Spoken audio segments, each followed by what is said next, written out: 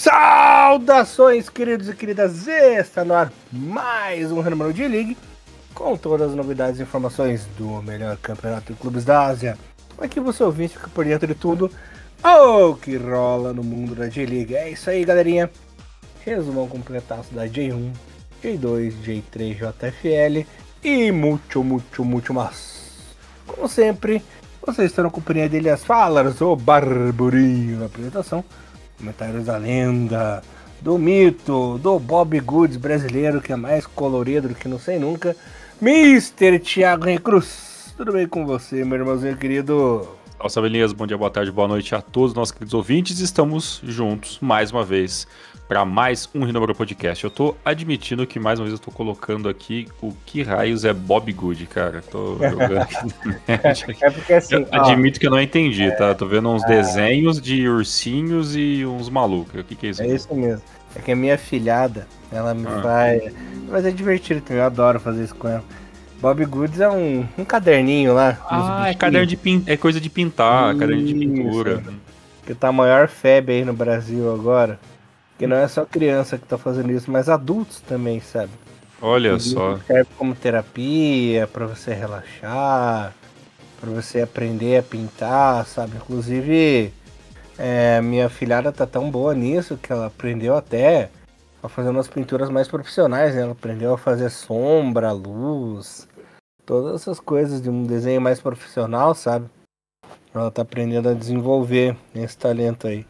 E claro, toda vez que eu vou lá na casa dela brincar com as crianças, né, e tudo mais, lá vou eu, ela, Padinha, ela me chama de Padinha, Padinha, vamos lá pintar Bob Goods? Vamos. Aí tô eu lá com as canetinhas, pintando os ursinhos com a minha filhada.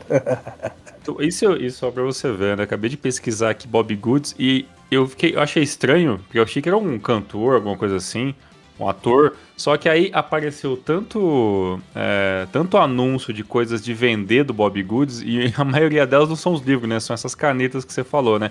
Kit de canetas de 100 canetas para caramba, realmente é um negócio, cara, que as canetas assim com dezenas de tons diferentes de cores, das mesmas cores, assim, caramba, realmente... Caneta de mangaka que a gente fala, né? É um negócio profissional e extremamente rentável também, né? Como tudo que tem no mercado, bacana. Cada dia. Viciável, né? Porque como viciam essas coisas, né? E incrível que no mês de maio teve uma matéria muito grande na BBC Brasil sobre os livros de colorir Bob Goods. Olha, então, eu desconhecia, não tinha furado a minha bolha esse assunto aí, mas bacana, o Renomado sempre trazendo alguma coisa aleatória e informativa no começo do programa. Eu sempre levando as pessoas ao consumismo. Exatamente. Exatamente. É interessante o negócio. Se for consumismo, coisa de incentivar a criança a desenvolver habilidades, né? E desenho, essas coisas, eu acho muito, muito, muito válido. Hoje, mais um programinha que nós vamos fazer até que rápido, né? Já faz 2 semanas que nós fizemos o último podcast. Imaginávamos que teríamos até uma quantidade maior de assuntos, não que não tenha, né? Aconteceu bastante coisa nesse período entre um Renomado e outro. Só que nós tivemos apenas uma rodada da J-League, né? E a liga não parou para a Copa A1. Mas devido aos amistosos internacionais, né, dos clubes que fizeram as suas uma pequena parte da pré-temporada no Japão, né, teve vários amistosos aí com times europeus, a J-League acabou parando e junto desses amistosos internacionais teve outros amistosos, né, teve o jogo festivo do Zico, né, que pela primeira vez aconteceu no Japão, inclusive foi lá no Wing Peace Stadium, né, o estádio Hiroshima, toda a questão também do monumento, né, após a Segunda Guerra Mundial, que foi colocado ali em Hiroshima. Então o jogo do Zico aconteceu nesses últimos dias e também tivemos um jogo amistoso que passou sinceramente um pouquinho batido por mim nessa questão de ser o jogo do Kobe Dreams, né, dos ex, né, jogadores do Vissel Kobe, já a maioria já aposentados, contra o World Dreams, né, que foi um jogo festivo organizado, né, pelo Vissel Kobe para comemorar, né, celebrar os 30 anos de fundação do clube. E uma das coisas mais bacanas que aconteceu foi um gol do Kazu, e o Kazu fez uma nova dança ali e tudo mais ali, meio Michael Jackson, misturando um monte de coisa ali, meio... É meio Creed no tempo das brilhantinas, tem vários movimentos meio malucos ali, e isso acabou virando notícia também. Então tivemos aí umas semanas mais tranquilas, né, cheio de coisa acontecendo, muitas transferências também, né, Elias? Essa janela de transferência para o início da temporada europeia 25, 26. Então, muitos jogadores fizeram as suas transferências. Se vocês estão seguindo o Rinomaru nas redes sociais, vocês estão aí por dentro aí da grande maioria das principais mudanças que tiveram, tanto no futebol masculino quanto no futebol feminino também.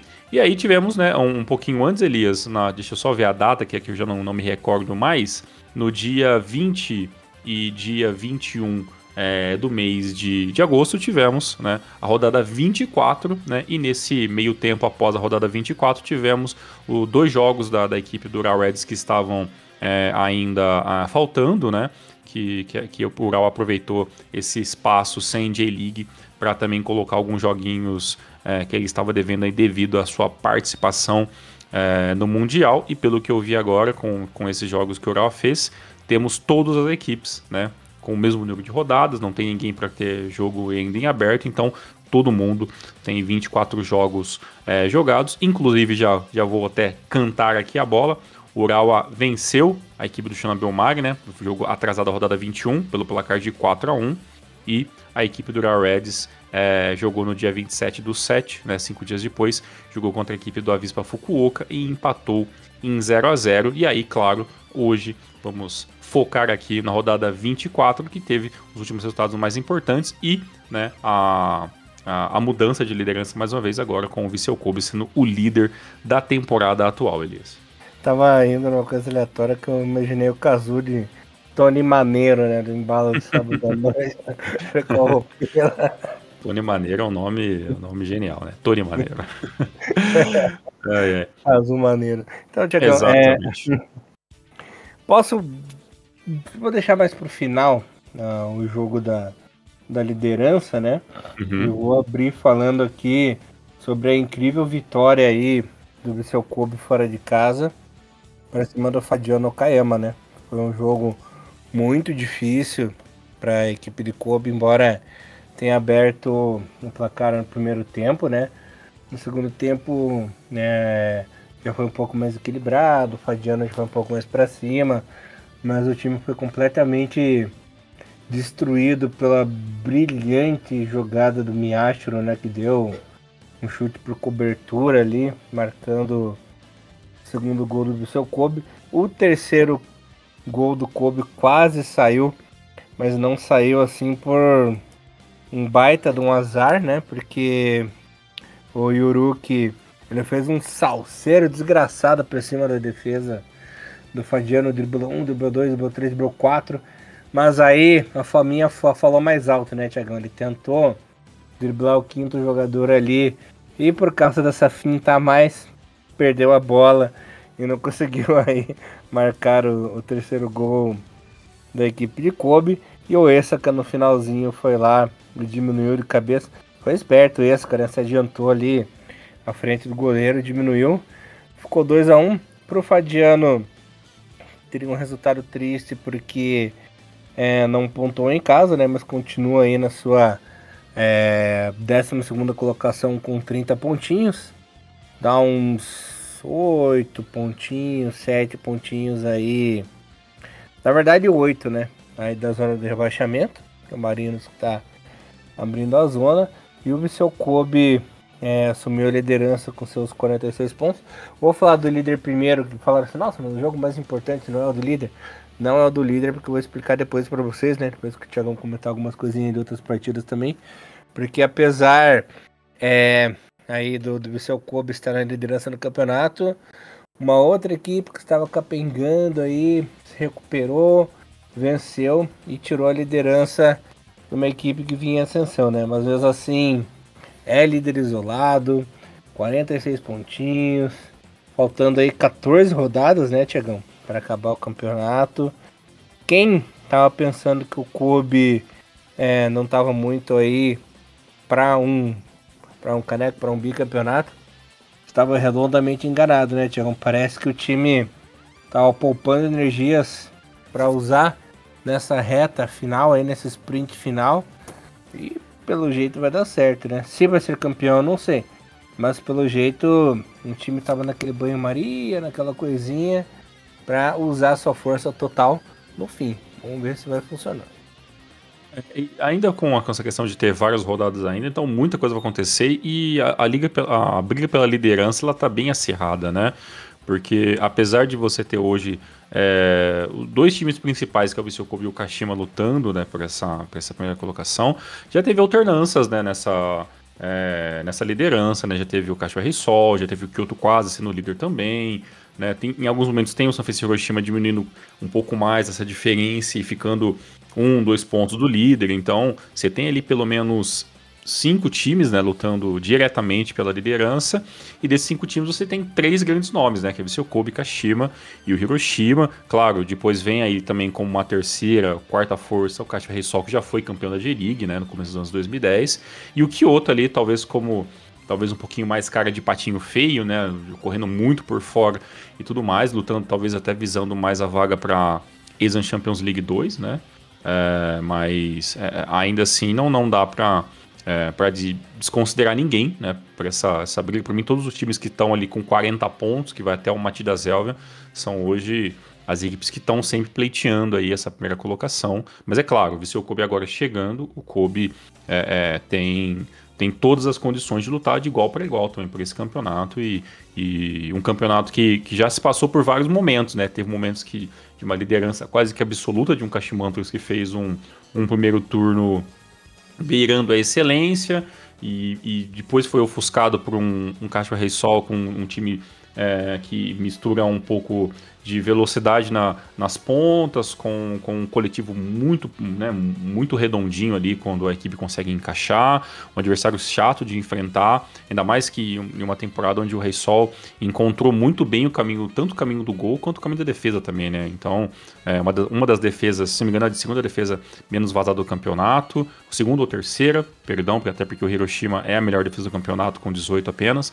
Então ali, um Reysol que faz muitos gols, toma muito pouco, então é um adversário muito perigoso, né, dentro dessa competição.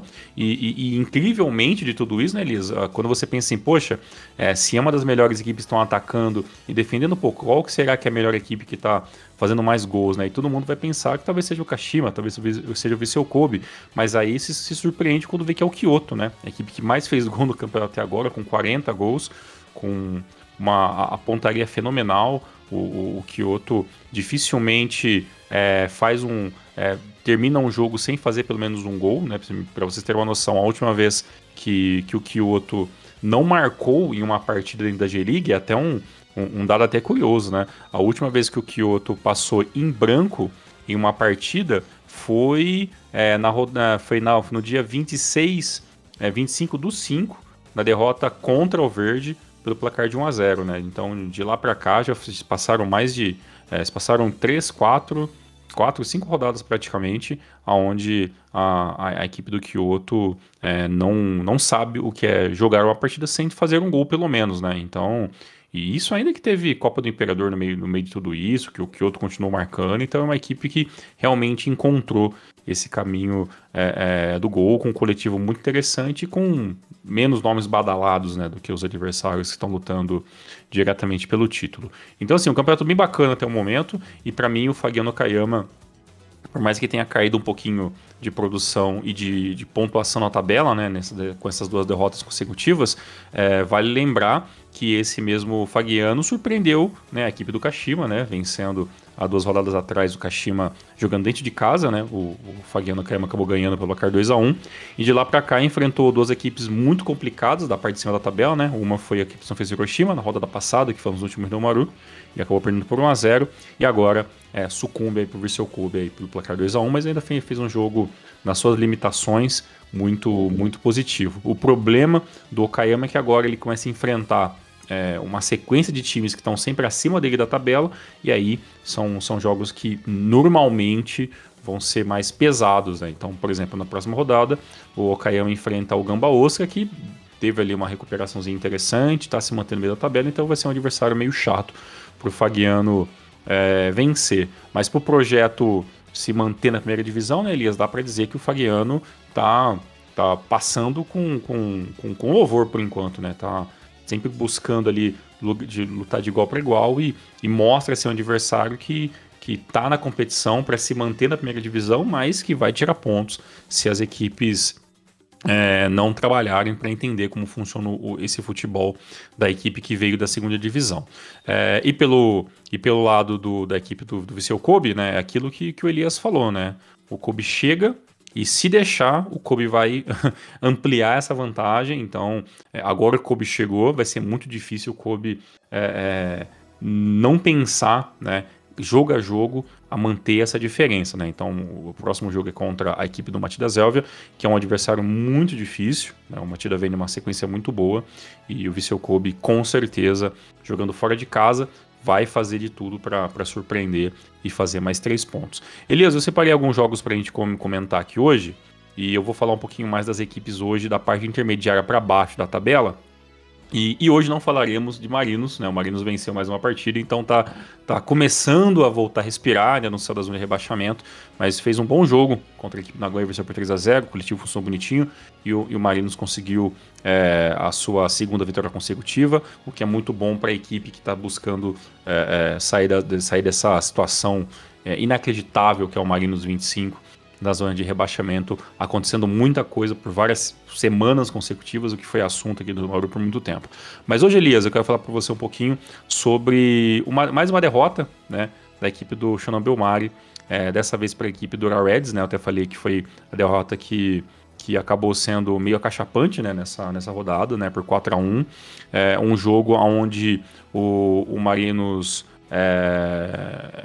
o Shonan Bellmare foi extremamente dominado, né, por uma equipe do Ura Reds que faz um campeonato agora de recuperação, né, buscando melhorar ao máximo sua pontuação na tabela. O Urawa tem um ano que dificilmente dá para imaginar que ele vai lutar por grandes coisas, né?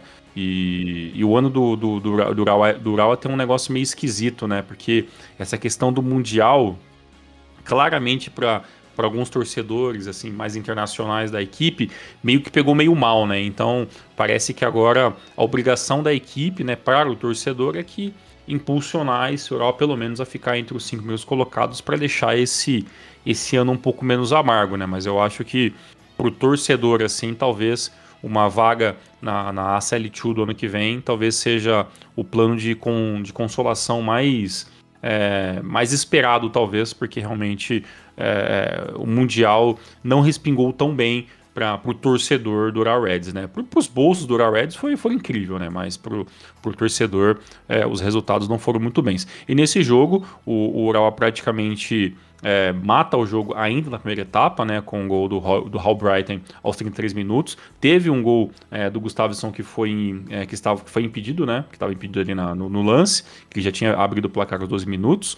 E depois, no finalzinho do primeiro tempo, o Komori, com a assistência do Ogihara, acabou fazendo o segundo gol ali. No segundo tempo, talvez para evitar problemas maiores, a equipe do Shonan fez substituições muito rápidas, né, aos 46, aos 59 minutos, e essas substituições para tentar fechar um pouco mais o time e jogar um pouquinho mais aberto pelas pontas não funcionou. O Sekine fez o terceiro gol aos 31 minutos, com o passe ali do Matsumoto, e a equipe do Shonan Bellmare diminuiu com o Ota, né, com o passe ali do Luiz Felipe, e no finalzinho do jogo, já praticamente com o jogo resolvido, o Thiago Santana deu números finais à partida. Teve até uma curiosidade, Elias, que o Bom Tempo acabou publicando na página dele, que existe uma maldição, né, digamos assim, né? Não é exatamente uma maldição, né, mas uma curiosidade, né, que normalmente as equipes que perdem, né, seja na terceira rodada do turno ou do retorno para a equipe do Ura Reds, né, essas equipes normalmente são rebaixadas, né? Então, se você levar em consideração essa possível maldição, né, o Shonan Bellmare agora teria que lutar, né, contra mais um problema aí, que seria para tentar evitar esse rebaixamento, mas é claro, isso é só não é só uma suspensão, tem toda a questão de que realmente, né, os adversários que enfrentaram neste momento a equipe do Urawa, a maioria ou caiu, né, ou teve que escapar com muita dificuldade, né, então o Bom Tempo até colocou essa lista, né, como por exemplo, né, em 2011, nessa mesma rodada, né, na terceira rodada do campeonato, a equipe do Montedio Yamagata perdeu para a equipe do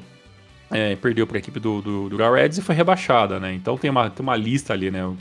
Que conta com o Sapporo, que foi rebaixado, o Oita 2013 foi rebaixado. Aí tem o Sanfrecce Hiroshima que escapou durante 2 anos seguidos, mas enfrentou o Urawa nessa mesma data do campeonato. Então tem uma listinha ali, mas ela serve como curiosidade, né? E para quem é um pouco mais supersticioso. Mas se você for supersticioso, o Shonan tomando de 4-1 do Urawa, então talvez você deveria ficar um pouquinho preocupado. Mas o que eu fiquei mais espantado, Elias, nesses últimos jogos é que o problema do Shonan Bellmare não é nem a criação de jogadas, né? Mas sim é a defesa. É claro que quando eu olho e vejo que o William Popp é o novo goleiro do Shonan Bellmare, já falei isso antes, é algo que... Né? Chegou já e já é titular. Exatamente, chegou, tinha titular. Tudo bem, o William Popp vem como sendo aquele homem de experiência, né, para jogar na equipe, mas é um goleiro que faz o feijão com arroz ali, não vai fazer nada fora do normal, então ele depende de todo um sistema defensivo para não... que não tem, né, para não ser vazado. Então o problema do Shonan, para mim, é essa defesa que é defesa de time que tá com cara que vai cair, né? Então é esse que é o maior problema. E levando em consideração que na última rodada, talvez a gente nem tenha falado sobre esse jogo, mas é um jogo que foi bem interessante de ver, que foi o empate que o Shonan teve contra a equipe do Cereço Osaka, onde o Shonan jogou melhor do que o Cereço, mas cometeu assim vários vacilos que acabou culminando em 2 gols da equipe do Cereço, e o Shonan teve que ficar o jogo todo correndo atrás do placar, consegue empatar com o pênalti do Luiz Felipe lá aos 89 lá, mas assim, correndo atrás do placar o jogo todo e tendo muitos erros consecutivos defensivos, né? Então o problema do Shonan claramente passa por uma defesa que não teve uma manutenção muito boa das últimas temporadas para cá, né? Então é uma consequência de um trabalho ruim em vários pontos, né, da equipe de Shonan Bellmare, Elias. O Bellmare que já vem capengando. Ano passado não teve um susto tão grande, não é? As últimas temporadas do Bellmare, sempre um Deus nos acuda, né, Thiago? Sempre tentando tirar o pai da forca ali, porque tá ali no desespero. Eu sinceramente não sei como que a torcida do Bellmare não infarta cada jogo, né? É um pessoal muito forte, pessoal muito resiliente, né? Que é o termo que eu falo hoje em dia. Porque tem que ter psicológico, né? Porque cada temporada do Bellmare é uma emoção, não mais que a outra, né? Então parece que esse é o limite da equipe. Parece, porque há anos tá assim, né, Thiagão? Então... Não tem melhoras, né? Não tem uma melhora consecutiva, assim, né? E também o que eu acho que às vezes é meio complicado, que isso é bem nítido, não só no futebol japonês, mas em todos os lugares, mas no futebol japonês também acontece isso, é que quando você percebe que a equipe não tem uma melhora, né? Meio que o projeto meio que fica estagnado um pouco, né? Porque não entra muita grana, a equipe não consegue ir tão forte no mercado, né? Então, por exemplo, o William Popp só veio puxando Bellmare por N motivos que fez com o William Popp seja dispensado do Marinos, por exemplo, né? Mas não tem cara de ter sido uma compra consciente. Né? Então... Não tem um mercado que atrai o Bellmare, né? Exatamente, né? Então, isso é muito complicado. Claro, o Shonan ainda tá 3 pontos fora da zona de rebaixamento, mas vai vir atrás dele uma equipe do Marinos que vem babando para sair dessa situação e infelizmente o primeiro dessa fila, né, a ter esse problema para resolver é o próprio Shonan, né, então é muito complicado. E sobre times que estão com esse mesmo problema, hoje eu também quero falar um pouquinho do jogo que eu assisti, que foi mais uma derrota do Aubrey X Niigata, dessa vez para a equipe Sanfrecce Hiroshima. Eu fui ter dar uma olhadinha, o Albirex não vence uma partida desde o dia 15/6, inclusive foi a última vitória da equipe, né, no campeonato. Foi uma vitória em cima do Marinos, né, que o Albirex aproveitou aquela situação que o Marinos estava se perdendo, né, a cada rodada, e conseguiu jogar em casa uma vitória bem magrinha por 1-0, e de lá para cá já são 5 rodadas da J-League, são 5 derrotas. Inclusive, nesse meio tempo, teve aquela derrota que, assim, falando, parece que foi um negócio meio que vergonhoso, né? Mas pela situação do Albirex Niigata, provavelmente a Copa do Imperador não é nem de longe uma prioridade, mas o Albirex ele foi eliminado pela Universidade de Toyo, né? Pelo placar 2-1, então mostra que o Albirex Niigata realmente tá tendo mais um ano daqueles, né? E foi uma derrota dessa vez para uma equipe do Hiroshima que teve domínio completo da partida, né? Inclusive abriu o placar logo nos 2 minutos, né? Com uma saída completamente equivocada, a equipe toda se abrindo, a bola chega muito fácil aí no Higashi, que consegue a finalização de média distância, e durante todo o primeiro tempo o Sanfrecce Hiroshima teve condições de ampliar esse placar, de trabalhar essa bola, de fazer essa bola chegar com muita velocidade dentro da defesa do Albirex. Não se ampliou, mas no comecinho do segundo tempo, logo no primeiro lance de perigo, o Kinoshita fez o segundo gol ali aos 48 minutos, placar que matou praticamente o jogo. Depois disso o jogo ficou bem ruim de assistir, com até uma certa tentativa, né, do Albirex criar alguma coisa, mas a meiuca ofensiva da equipe não funcionando, Ono na frente, o Hasegawa com pouquíssimo inspirado nesse jogo, e praticamente o Hiroshima só manteve, né, o plantel ali em bom posicionamento e meio que matou o jogo da equipe do Albirex. Então é uma quinta derrota consecutiva, um campeonato muito complicado, contra um adversário que também tinha que vencer para continuar fazendo pressão lá em cima. Então realmente tudo aquilo que o Albirex não queria, né, para estar melhorando a sua tentativa de saída do rebaixamento, né? Até porque o Albirex, por mais que junto com o KMFC são as piores equipes do campeonato hoje, tá todo mundo muito próximo também, né? 19 pontos, né? Para você ter uma noção, o Shonan tem 24, então uma diferença de 5 pontos apenas, né? Então tá tudo muito achatadinho ali, né? Até a parte de baixo da tabela, ninguém tá muito tranquilo, né? Talvez o mais tranquilo ali seria a equipe do UFC Tóquio, que hoje está em 14º, 29 pontos, então tem um gapzinho ali entre eles e a zona de rebaixamento, mas um ano que tanto a parte de cima da tabela quanto a parte de baixo tá muito no detalhe, né? Então eu acho que vai ser mais esse ano, que por mais que tenha alguma equipe que jogue a toalha muito rápido, o 18º e o 19º pro 17º, eu acho que a diferença ela vai ser cada vez menor. E para encerrar aqui os jogos que eu trouxe para comentar com vocês, Elias, assisti também o jogo entre Matida Zélvia e Verde Tóquio. E foi um jogo, assim, não foi um jogo tecnicamente bom, né? Foi até um jogo em alguns momentos meio chato de ver, até porque nesse jogo eu até achava que era algum problema com a transmissão que eu estava assistindo. O jogo tava sabe quando você pega a TV antiga e coloca no contraste, no brilho meio que no máximo, aí fica aquele contraste meio esbranquiçado? Tá meio complicado esse jogo. E aí quando eu fui ver os highlights, realmente era questão talvez muita iluminação no estádio, assim, sabe?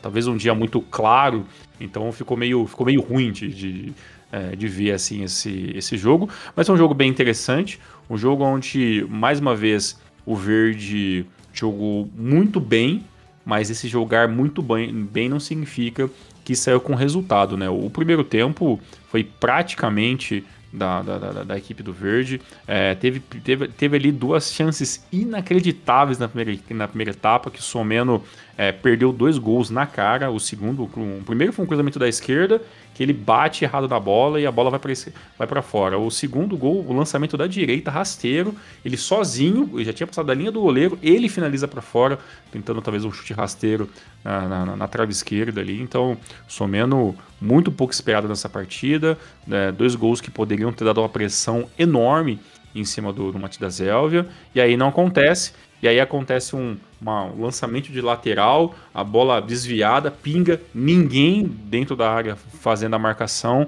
e aí o Kikuchi chega finalizando. Nem foi uma finalização tão boa assim, mas foi o suficiente para desviar do goleiro, acabar entrando. E depois que o Verde toma esse gol, você vê que a equipe já entra naquele modo de pressão ali meio desesperada. A equipe continua melhor, faz as finalizações, mas parou muito bem ali pelo sistema defensivo ali, o Kikuchi, o Kamura, que joga um pouco mais aberto pela direita, o próprio Koseitani, goleiro, também fez várias defesas interessantíssimas, Mochizuki jogou muito bem nessa partida, é um destaque que eu gostaria de deixar aqui. Então, assim, o sistema defensivo do Matidas Helvia funcionou muito bem.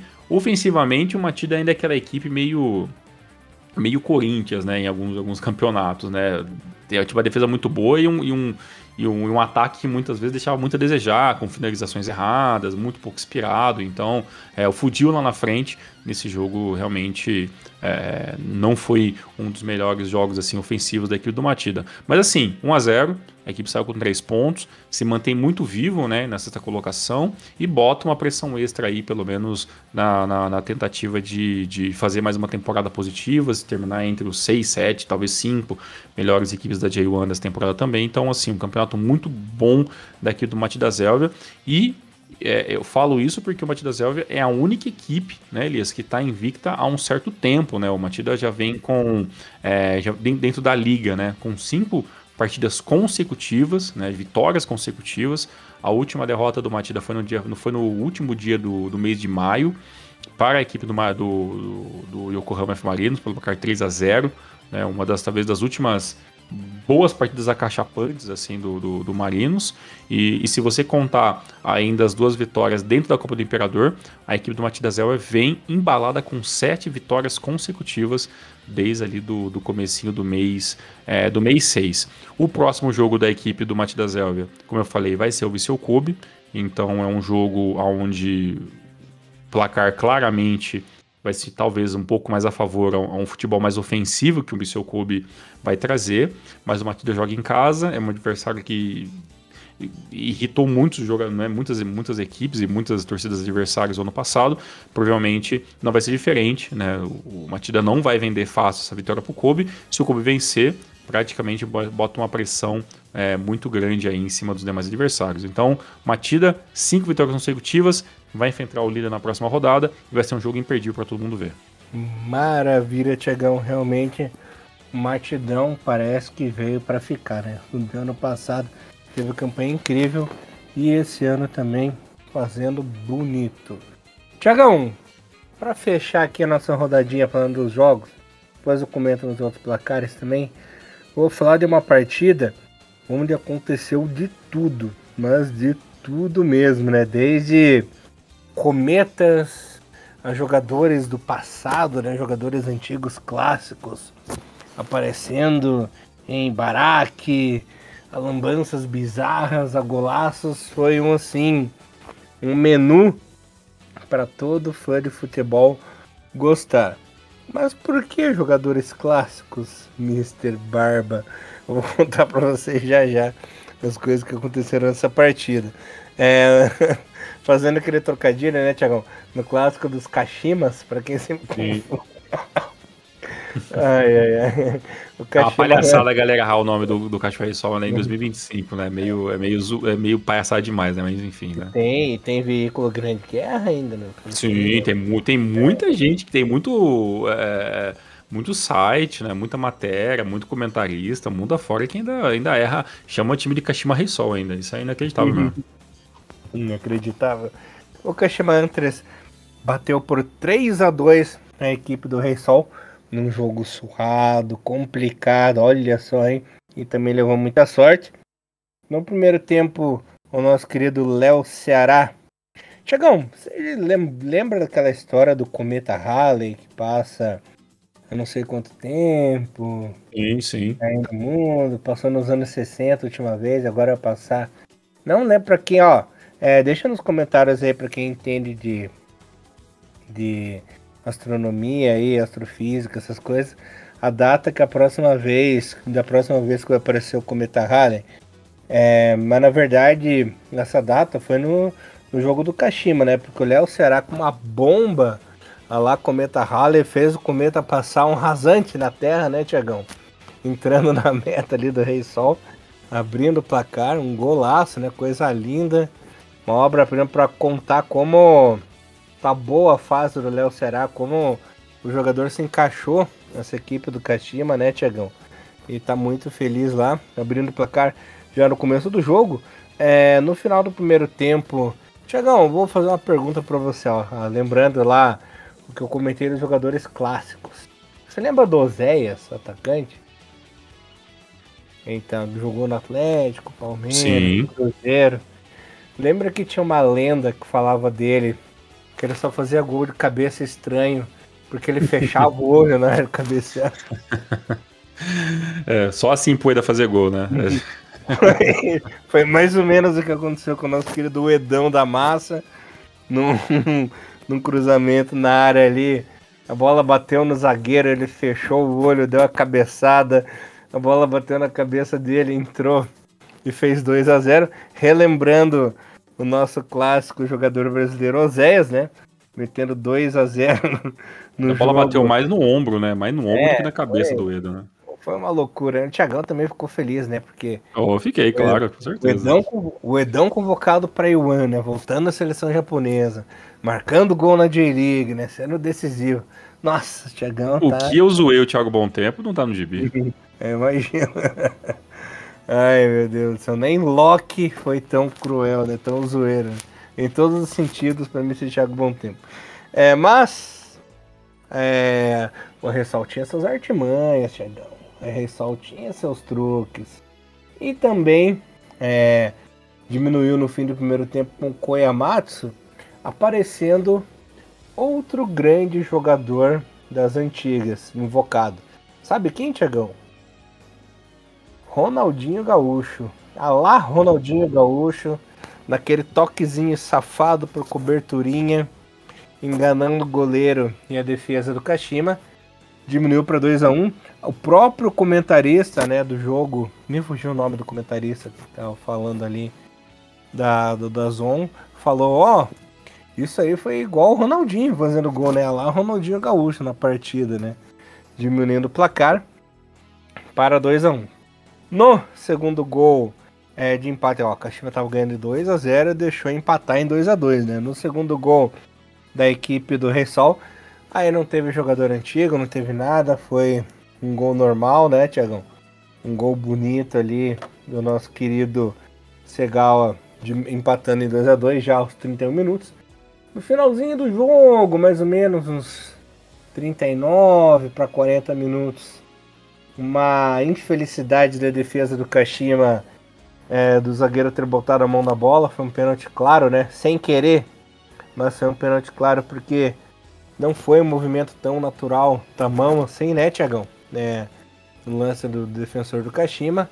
Pênalti que o nosso querido Hayakawa foi bater e invocou mais um jogador clássico aí para fechar a visita das almas dos jogadores clássicos nessa partida. Sabe quem, Thiagão? Bateu o gol? Foi o Koyamatsu, né? Que fez o gol, né? Acabou errando, né? Uhum. E o Hayakawa foi bater o pênalti. E errou. Uhum. Chamando quem? Chamou. Invocando qual jogador clássico para fechar aí jogadores clássicos na partida? E errou que errava pênalti? É. Puta, tinha tantos. Caramba. Mas eu vou falar um clássico que marcou a nossa geração, né? Era um excelente jogador, um cobrador de pênaltis exímio, assim, um mestre, mas em um pênalti que ele errou que marcou a vida para sempre. O Badio? Exato, né? Invocou o Roberto Baggio, teve uma cobrança alta, muito alta, a bola subiu demais, bateu embaixo da bola. Foi até parecido com a cobrança na Copa do Mundo, mas do outro lado, né? Do gol do outro lado. Encerrando aí as presenças dos jogadores clássicos e antigos. Olha as referências que eu vou buscar, né? Mas, quando tudo parecia perdido, o Rei Sol já tinha cometido essa lembrança de errar aí um pênalti, aconteceu algo pior ainda. Pelo jeito, não era pro Rei Sol vencer mesmo. uma defesa tão consolidada, tão boa, jogando direitinho. Num lateral que o zagueiro vai recuar para defesa, tranquilo, beleza, recuou para defesa. Mas o defensor não viu o posicionamento avançado dos atacantes do Kashima e deu uma assistência perfeita pro Matsumura, Thiagão. A bola mal quicou no gramado, o Matsumura meteu-lhe a bica ali aos 48, quase 48 da etapa final, fazendo o gol da vitória, 3-2 do Kashima. Para não mentir que não teve mais nenhum espírito antigo do futebol, foi invocado aí nesse lance de defesa as lambanças que as defesas da J-League cometiam no começo dos anos 90, vai. 3-2 por cima. Com essa vitória do Kashima, a equipe ultrapassou o próprio Rei Sol na tabela. Tem um saldo de gols um pouquinho melhor, né? Um golzinho a mais aí, mas o mesmo número de pontos, né? 44 para cada equipe. Está na segunda colocação e quebrou a zica, né, Thiagão? Já eram aí 4 partidas sem vencer na liga, 3 derrotas e um empate. Não vencia há um mês, né? E agora venceu, está na segunda colocação. Parece que o desequilíbrio, né, fez um excelente primeiro turno. O desequilíbrio que estava acontecendo aí no segundo turno, né, o time se emocionou, tá voltando aos rumos, né? Vamos ver se isso vai acontecer. Mas foi uma brilhante vitória. Tudo bem que por umas lambanças aí do adversário, mas a vitória foi excelente. Isso é verdade. E teve um detalhe interessante que esse gol que gerou a vitória do Kashima foi realmente de um negócio meio que absurdo, assim, né? Porque a transmissão nem tava no lance, né? Tava ali meio que focando o banco, né, da equipe do Caixa Rei Sol, e de repente corta do nada, assim, né? O cara tô cobrando lateral para trás, tem o toque do zagueiro que toca errado, e o que eu achei bem interessante, depois revendo o lance, é que por mais que a bola tenha sido jogada exatamente muito errado, e aí depois acaba ali o Matsumoto pega a bola, o Matsumura, perdão, faz a finalização. Ele, na verdade, ele pega a bola, ele corta o goleiro e faz a finalização, né?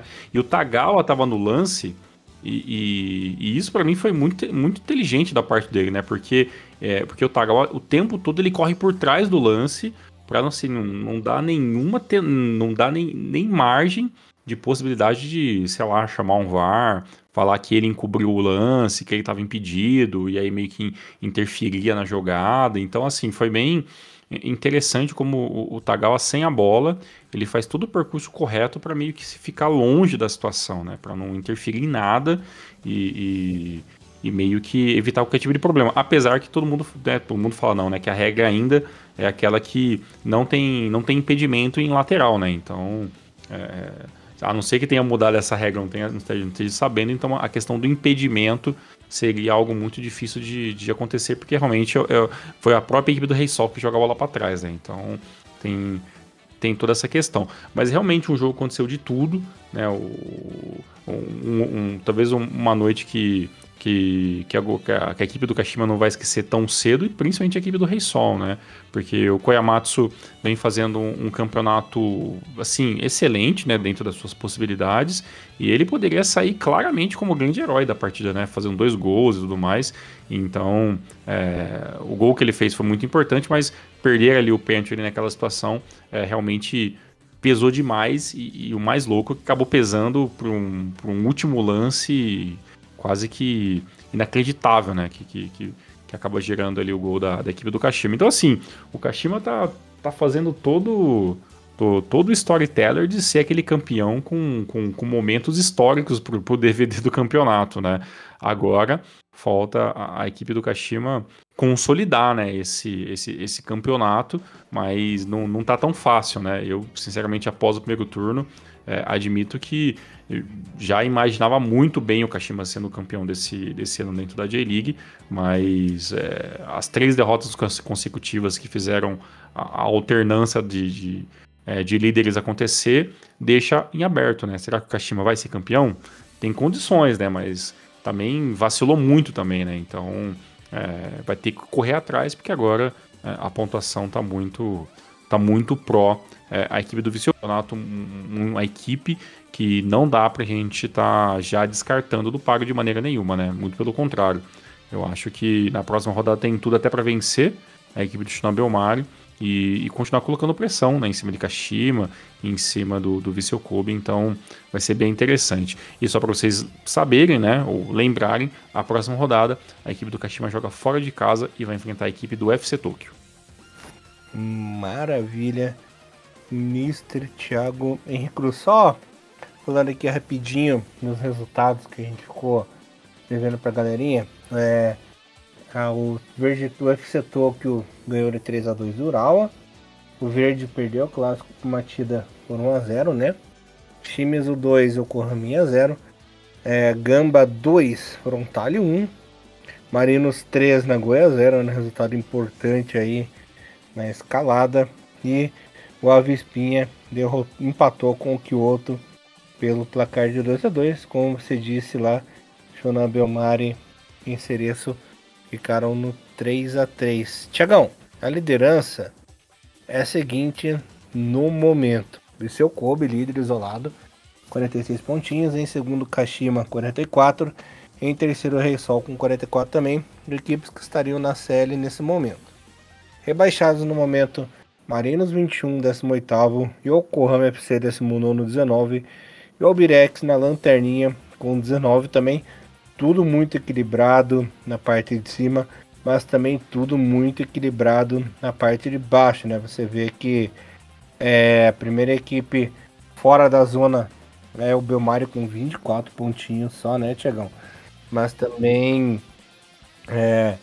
a equipe do Verde não tá tão longe assim, né? Ó, Verde Nagoya tem 28 pontos, né? Então, há um pulinho, 2 vacilos ali, das equipes pro Marinos falar e passar elas, né? Então tá bem complicado, tá bem equilibrado mesmo esse campeonato, né?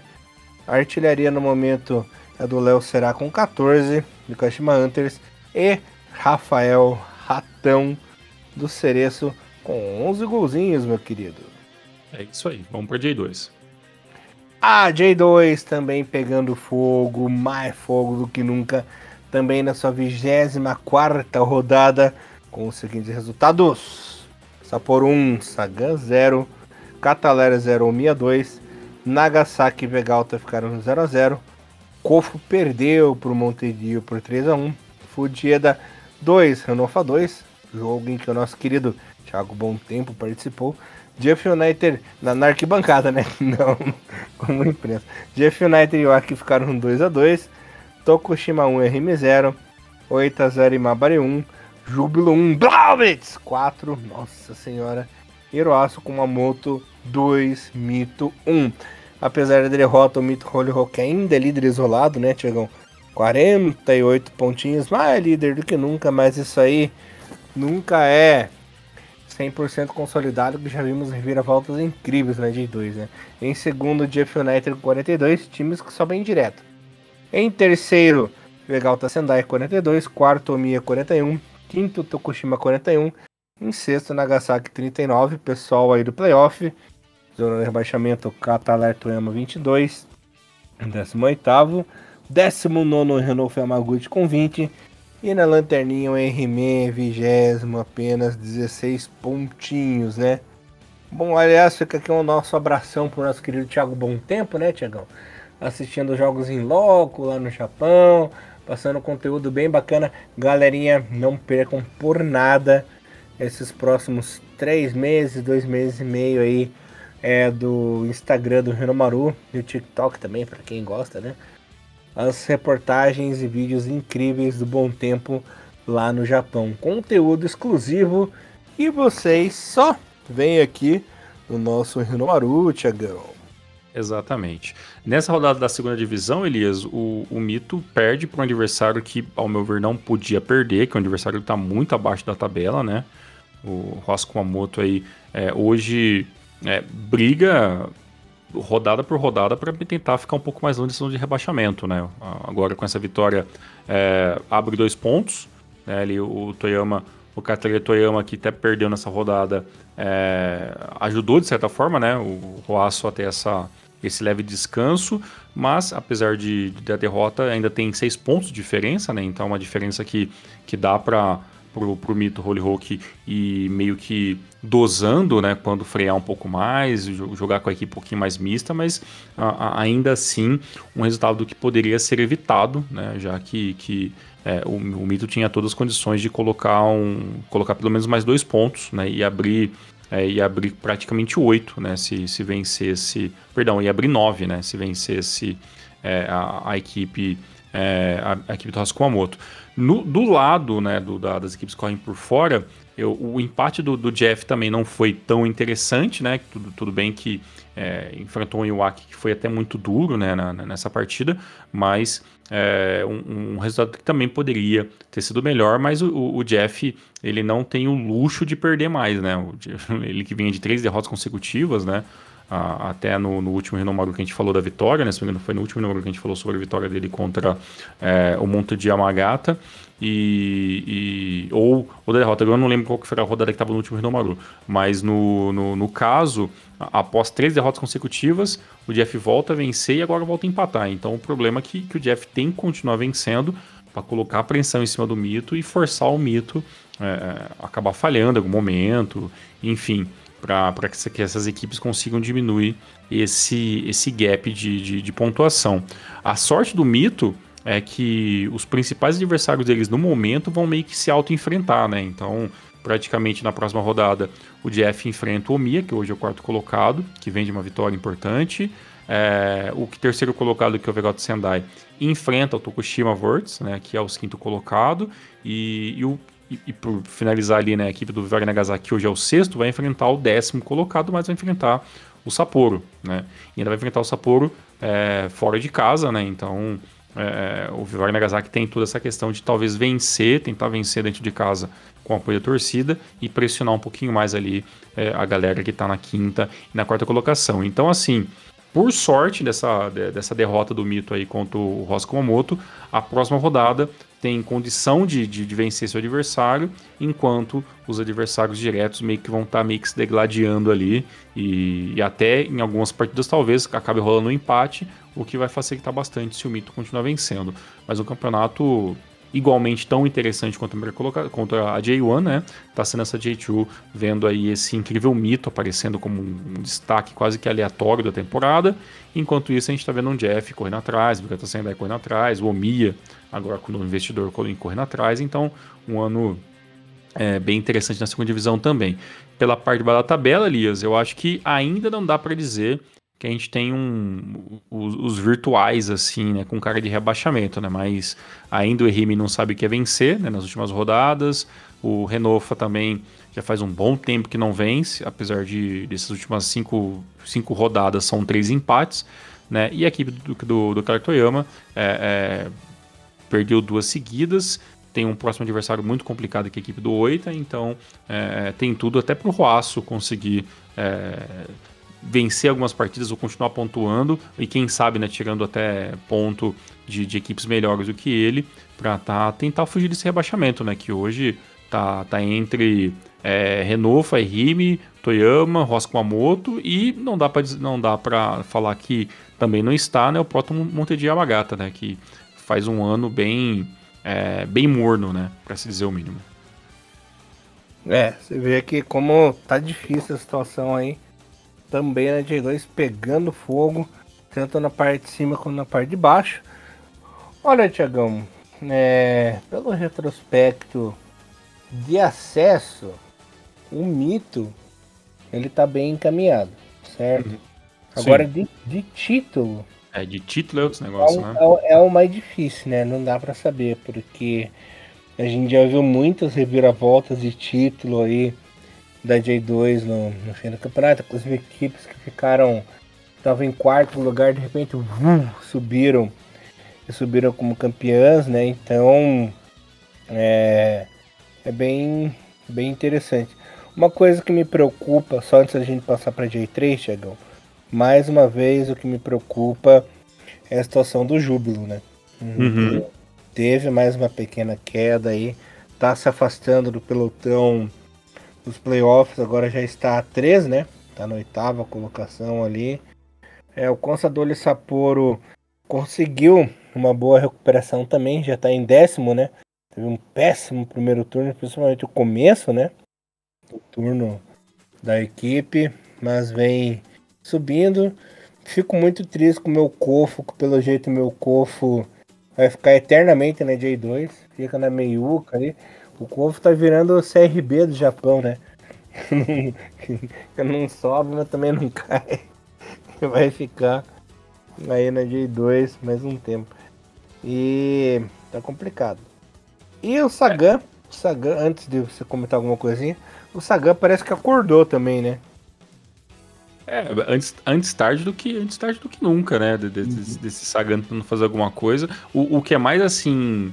É claro, tudo é questão de o campeonato não acabou ainda, né? Mas você vê que tem muita equipe, por exemplo, abaixo do Imabari, né? Que é uma equipe de terceira divisão que tem uma estrutura até, claro, buscando modernidade, mas muito simples, né? Comparado a outras estruturas de equipes, né? Então, hoje você vê, por exemplo, entre o Júbilo Iwata e o Consadole Sapporo, Oita, né? Kofo, né? Que já disputou até a CL e tudo mais, você vê uma equipe muito mais modesta no meio de todas elas, né? E fazendo um campeonato tão decentemente contra várias equipes, né? Então, é esse respiro novo, né? Que essas equipes da terceira divisão trouxeram para a segunda divisão e você vê que é uma questão muito difícil de você resolver, né? Então você vê hoje um Sapporo que claramente é uma equipe em reconstrução, e a gente não sabe quanto tempo vai ser essa reconstrução, né? Você vê uma equipe do Oita que também se apequenou bastante, né, nas últimas temporadas, né? O Oita hoje tá muito longe de você imaginar que foi uma equipe de primeira divisão durante muitos anos, né? Então é muito complicado, né? E você vê, por exemplo, exatamente. E você vê também equipes como o Renovo, que já chegaram a ser grandes destaques da segunda divisão, surgindo do nada e subindo de divisão. Hoje você vê o Renovo também extremamente esmagado por talvez 2 anos ruins de contratação, né? Ganhando menos, e hoje você vê o Renovo que já foi sensação há 2, 3 anos atrás, hoje sendo uma equipe que está tendo que lutar jogo a jogo para continuar empatando, para tentar se manter vivo e uma hora contra o adversário direto conseguir sair do rebaixamento, né? Então, assim como acontece na J1, a J2 também, os espaços para erros estão cada vez menores também, né? Tiagão, você vê que como já tá na 24ª rodada, já vão se formando os pelotõezinhos, como a J-League é um campeonato muito doido, né? Mas você já consegue ter mais ou menos uma noção do pelotãozinho que vai disputar o acesso e o que realmente vai ficar ali na parte de baixo da tabela. Infelizmente, no meu ver aí, o Oita é uma equipe que nessa temporada vai ficar na parte de baixo mesmo, né? Complicado.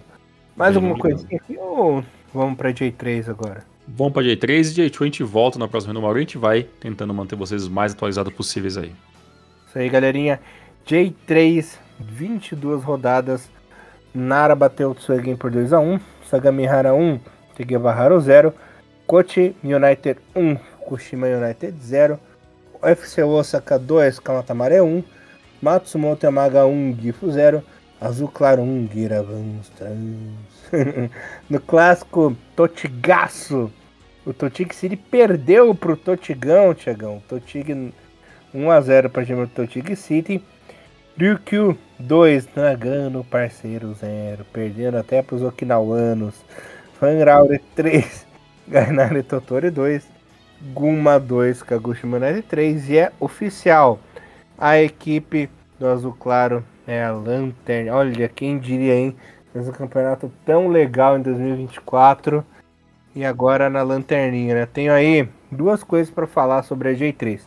Primeiro que o parceiro conseguiu já perder pro mapa inteiro do Japão, perdendo agora pro Ryukyu, e que realmente Rodrigo Seger e Thiago Henrique Cruz são uns mãos de pântano mesmo, hein, cara? Conseguiram deixar a equipe deles na lanterna, cara. Meu Deus, vocês dois são... Deus do céu, sem comentário. Bem, pelo menos eu posso dividir esse fardo aí, né? Que que é o parceiro Nagano aí, que realmente tá meio complicado. Dessa terceira divisão, apesar que você vê, quando você vê ali as equipes estão vencendo e perdendo e tudo mais, uma coisa interessante é que dentro das últimas 5 rodadas não tem nenhuma equipe que pelo menos não tenha ganhado uma vez, né? Tirando o Gifo, né? Que é o único detalhe de tudo isso aí. É a única equipe que nas últimas 5 rodadas não soube que é vitória. Tem 2 empates, mas hoje o Gifo também tá disputando ali ponto a ponto ali para não ser o último, e tem o Katamari Sanuki, tem o próprio Azul Claro em último. Então assim, essa luta pelo rebaixamento, né? E não, pelo rebaixamento, que é o último colocado, e pelo 19º, que faz ali o playoff, né? Um playoff regional ali e tal, para tentar evitar o rebaixamento. Mas assim, essas 2 vagas da parte de baixo da tabela, ela tá sendo até bem disputada, né? E não tem nenhuma equipe assim péssima também em pontuação, né? Até porque do último colocado, que é hoje o Azul Claro, né? Infelizmente com 18 pontos, para você ver que com o parceiro Nagano tem 24, né? Então a diferença não é assim absurda, né? É uma diferença de 6 pontos, né? E 6 pontos que qualquer momento pode acontecer de 2 derrotas consecutivas, a equipe perde 2, a outra equipe de baixo ganha 2, pum, você tem o novo Lanterna, né? Então, até nessa questão da terceira divisão, esse ano tá muito, muito bacana. Mas se existe uma equipe que fez assim uma reconstrução, uma recuperação incrível, é o Van Hauer Hatinori, né, Elias? São 9 rodadas que não perde, né? E dessas 9 rodadas são 8 vitórias e apenas 1 empate. E o empate ainda foi lá no dia 14/6 contra a equipe do Kagoshima United, e ainda um jogo onde o Van Hauer Hatinori jogou com um jogador a menos, uma parte da partida, e mesmo assim conseguiu sair com um empate em 1-1. Então assim, uma metade, né, uma metade de primeiro turno ali, o finalzinho do primeiro turno para começo do segundo turno, extremamente positiva, que fez com que o Van Hauer Hatinori saísse ali de uma quinta, sexta colocação para ser hoje o líder, né, do campeonato, e disputando ali ponto a ponto junto com o FC Osaka, que já teve momentos melhores no campeonato, né? Uma equipe que vem sofrendo bastante para voltar a vencer, inclusive vinha de 3 empates consecutivos, uma derrota para a equipe do Kagoshima, e agora uma vitória em cima do Katamari Sanuki, e assim a equipe volta a vencer e volta a colocar pressão, porque se tivesse empatado praticamente hoje, o Tochigi City seria o segundo colocado, e então assim, um campeonato muito, muito parelho mesmo, dentro dessas meias colocações, e dá para dizer que entre Van Hauer Hatinori, FC Osaka, Tochigi City, a gente não sabe quem é que vai vencer o campeonato, né? E ainda quando por fora tem o próprio Kagoshima, que faz um bom campeonato, tem o Tegevaru Miyazaki, tem o Nara Club, que também não dá para deixar ele excluído 100%, mas esse está um pouquinho mais abaixo do que esses outros, principalmente os 3 primeiros colocados ali, a diferença é muito pequena, pra gente saber quem é que vai ser as equipes que vão estar na J2 ano que vem. E quem vai estar na JFL, Azul Claro? Provavelmente. Tem tudo para ser o Azul Claro, mas ainda pode ser o Gifo, né? Ou o próprio Kamatamaré também, né? Que 2 derrotas consecutivas, né, nos últimos 3 jogos. Então, tá muita coisa em aberto ainda no campeonato, o que deixa as 3 divisões ainda bem bacanas de assistir e tentar adivinhar e tentar ver quem é que vai ter essa melhora final ou essa piora final para essa parte intermediária final do campeonato aí, que a gente vai estar meio que encaixando já para a derradeira final ali no finalzinho de setembro, comecinho de outubro. Maravilha, Thiagão. Agora a JFL com suas incríveis equipes. Vou abrir logo de cara com os grandes clássicos que aconteceram nessa rodada. O Brewbré Coreiaço bateu o Tiamo Hirakata por 1-0. O Yokogawa Musashi empatou em 0-0 com o Criação Shinjuku. E olha só, Shinjukão segurando o resultado fora de casa. O Grulha empatou com o Asuka FC pelo placar de 1-1. O Okinawa perdeu em casa para o Maruyasu Okazaki por 1-0. O Raimir e o Honda FC ficaram 2-0. Hilux chega 2, Yokohama 0. Atlético Suzuka 1, Minebeia 2. Virten e Verespa ficaram no 0-0. O que aconteceu aí de bom nessa rodada? Na liderança agora temos o Hilux Shiga, Thiagão, olha só. Mais uma equipe nova na liderança, 34 pontinhos. Seguido do Verespa 8 em segundo com 33. Na parte de baixo temos o Yokogawa Musashi no 15º com 16. E o Asuka FC com apenas 2 vitórias aí no campeonato. É o Lanterninha com 13 pontinhos, Thiagão. Não, dentro do JFL dá pra dizer que a gente já tá meio que quase indo já pra parte final do campeonato, né? Rodada 20 de 30, né? Então o campeonato tem cada vez mais ali indo pra essa parte mais final. Eu tava dando uma olhadinha aqui em busca do que aconteceu no primeiro turno. Por quê? Porque agora na rodada 20, a gente pode, perdão, na rodada 19, né, que a gente vai ter agora na próxima semana, vai ter um jogo bem interessante que vai ser o jogo do primeiro com o segundo colocado, né?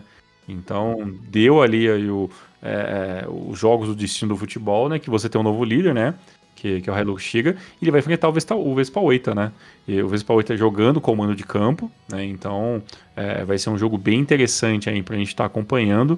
E, assim, 2 equipes que fazem um bom campeonato. Não dá para claramente excluir o Raimir, o Muri, que hoje é a terceira equipe, com 2 pontos de diferença.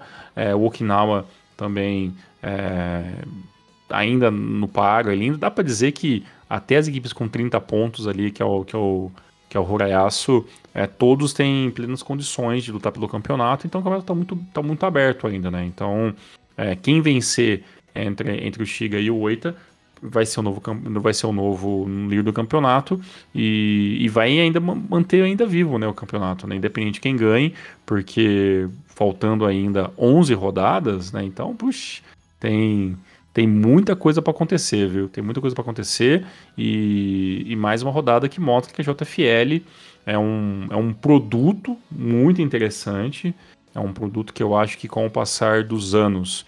E uma coisa que eu não sei, Elias, aí você talvez, não sei se você vai ter essa informação, se você não tiver tudo bem, porque isso é muito específico e a gente sabe que não é muito fácil encontrar as coisas da JFL. Mas o ano que vem, a JFL também segue o calendário europeu? Ou a gente vai ter a JFL meio que indo para um caminho meio diferente, ele tendo o campeonato de ano a ano normal, enquanto as 3 primeiras divisões vão ter esse campeonato de meio ano para meio ano? Você saberia chutar alguma coisa disso? Eu acredito que por enquanto a JFL vai manter o campeonato normal, porque são poucos times, né? Sim. São poucos times, daí depende muito também de como serão os calendários das ligas regionais, né? Porque é verdade, tem que mexer em tudo isso, né? Porque depende do acesso das equipes das regionais para JFL, né? Então, eu vou conversar com o Bom Tempo sobre isso, é até um tema interessante pra gente conversar com ele, que realmente, você sabe que eu sou sincerão, né? Eu não sei te dar a resposta agora não, Thiago. Não, é porque você para pensar, uma coisa é as equipes profissionais, 100% profissionais, fazerem essa mudança de calendário, né? Mas, tipo assim, para as equipes da JFL e mexer com as equipes regionais é um puta de um trampo, né, cara, fazer isso, né? Não é tão simples assim, né? Toda a estrutura do futebol. Não, com certeza. E sem dizer que assim, com certeza tem clube que você fazer uma mudança dessa de calendário meio a ano, você quebra, assim, um trabalho de logística, de investimento, de tudo, né, cara? Não é fácil, né, você fazer essa mudança. Eu tô muito curioso para ver como times da segunda, da terceira divisão, né, vão meio que entrar nesse balaio de gato, né? Porque pro time da J1 fazer essa migração do campeonato de junho a junho, julho a julho, é muito simples até, né? Agora, quando você pega equipes menores e patrocínios menores, você começa a mexer em um vespeiro que não é tão simples assim, né? Só, fica aí meio ano sem fazer muita coisa e a gente começa a mudar nosso calendário do ano que vem pela metade do ano para até seguir no Campeonato Europeu. Não é tão simples quanto parece, né? Até porque, por exemplo, tem regional que acontece o ano inteiro, né? Começa em janeiro e acaba em dezembro, porque é muito time. Sim. É muita coisa, né? Então, realmente tem que ver como que isso vai acontecer. Então, justamente por isso, eu acredito que por enquanto a JFL não vai mudar. Se bem que como a J3 tá mudando o calendário também, existe a possibilidade porque existe descenso, né? Da J3 para Ah, JFL. verdade, né? Caramba, tá vendo como Uma não é coisa liga a tão. outra. É, uma coisa liga a outra, não é tão simples assim, né? Você fazer uma mudança de um campeonato, né? E ainda é, é, leva assim em consideração que a gente não sabe muito como que vai ser esse campeonato, né? O ano que vem, né? Esse campeonato que a gente vai ter inicialmente, e depois vai ter uma pausa pro Essa campeonato, copinha. pra J-League começar, né? Caraca, vai ser uma copinha muito maluca, né? Então, é tipo aquelas Copas de Winning Eleven antigo, né? Monta Vai todo lembrar, mundo ali. lembra muito a Luvana de 92 lá, que não tinha J-League ainda, mas É teve. tipo isso, é tipo isso. É, a gente vai ter uma nova Luvan no início da J-League aí, né? E enquanto a gente conversava aqui, eu fui ver na nona rodada, quando o Hilux Tiga enfrentou o Vespaoita, em casa, né? O Tiga jogando em casa, vitória do Tiga pelo placar de 1-0, né? Então é a chance aí do Vespaoita devolver, né? Devolver pelo placar, ou até mesmo fazer um placar ainda maior e conseguir, né?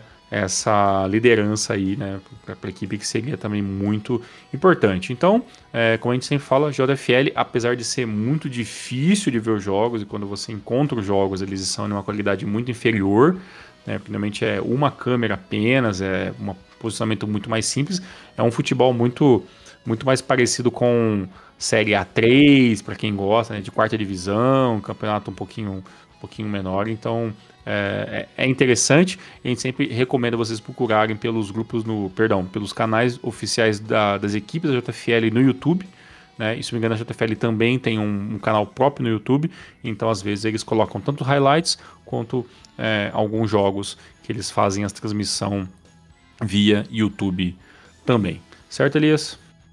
Sim, senhor. Uma coisa que eu queria comentar antes de encerrar o programa, uma notícia bem legal para quem é fã de futebol japonês e acompanha o futebol brasileiro também, é que nós tivemos a estreia do nosso Ryutinha, né? O nosso Ah, verdade, o Ryuta verdade. Takahashi estreou na Série C, Uhum. aí pela equipe do Guarani, ele que estava na equipe B do time, mas teve aí boas atuações, né? Boas partidas na equipe B, foi promovido para o time principal do Guarani. E com isso ele, ele entrou em campo justamente no clássico, né? Contra a Ponte Preta. Fez um bom jogo, jogou bem, entrou bem. Ele que dribla muito bem. Finalização não é aquela velha história, né, Tiagão?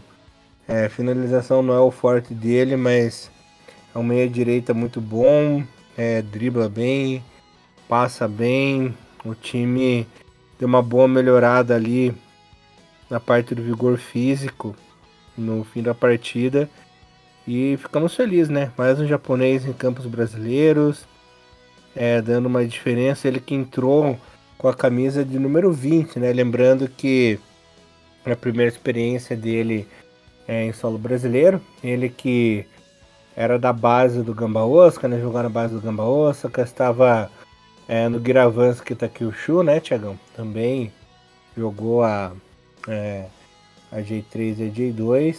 E agora, feliz da vida na equipe do Guarani de Campinas. Fica aí nosso boa sorte e que se dê muito bem em campos brasileiros.